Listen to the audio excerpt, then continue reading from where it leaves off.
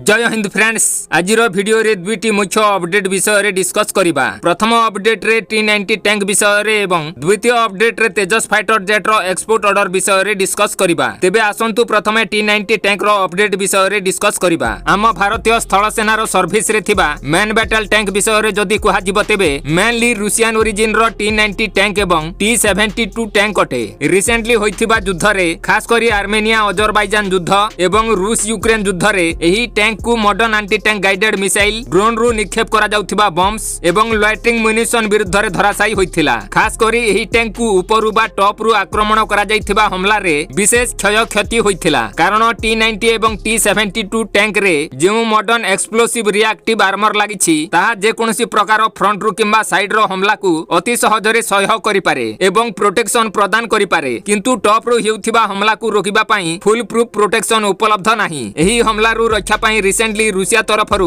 निजर टैंक उपरे cup cage को इंस्टॉल करिथिबा देखा जाइथिला, जहा फଳରେ टॉप रु हेउथिबा हमला जेमिति कि एंटी टैंक गाइडेड मिसाइल एवं लॉइटरिंग म्यूनिशन अटैक रु टैंक को अतिरिक्त लेयर रो प्रोटेक्शन प्रदान करि पारिबो। टैंक रे कप कैच लागिबा जोगु एंटी टैंक गाइडेड मिसाइल किंबा लॉइटरिंग म्यूनिशन रो आक्रमण रे टैंक रो टरेट रे हमला हेबा पूर्वरु डायरेक्टली कप कैच रे टक्कर हेबो एवं मैक्सिमम डैमेज कैच को ही हेबो। एहा परे रिसेंटली इजराइल एवं हमास युद्ध रे मध्य सेम टाइप रो कप कैच को इजराइल निजर मर्कभा टैंक रे इंस्टॉल करिथिबा देखा जाइथिला। आपण माने समस्त जानନ୍ତି आम भारतीय स्थल सेना भारी संख्या रे T90 एवं T72 main battle tank operate करिथाए। वर्तमान सेम टाइप रो कप कैच को इंडियन आर्मी रो टैंक रे मध्य देखिबा को मिलिछि। सर्वप्रथमे इंडियन आर्मी रो T72 टैंक रे कप कैच को इंस्टॉल करिबा आरंभ करा जाइथिला एवं रिसेंटली T90 टैंक रे मध्य देखिबा को मिलिछि। निकट रे वेस्टर्न कमांड तरफरु करा जाइथिबा युद्धाभ्यास रे T90 टैंक को एभली कप कैच द्वारा सज्जित करा जाइथिबा देखा जाइथिला। आशा करा जाउछि आगामी दिन रे इंडियन आर्मी रे थिबा टैंक फ्लीट रे मध्य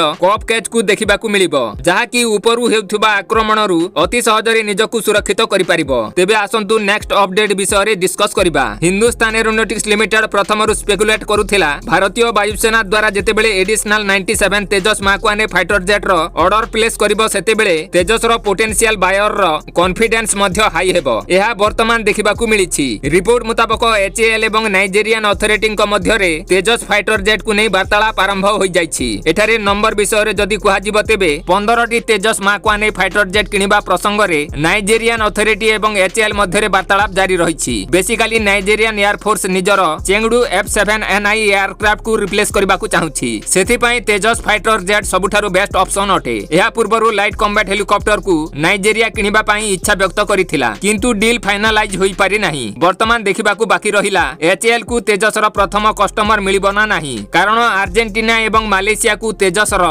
एक्सपोर्ट संभावना नाही कहिले चले। तेबे नाइजेरिया तेजस रो प्रथम कस्टमर हेबार चांस अधिक रहिछि। जेमिति ही तेजस रो एक्सपोर्ट ऑर्डर मिलि जिवो आपण मानकु तुरंत खबर मिलि जिवो। तेनु आम चैनल को सब्सक्राइब करि नियंतु एवं वीडियो जदी पसंद होइथिले लाइक शेयर करबा को भूलंतु नाही। जय हिंद, थैंक्स फॉर वाचिंग।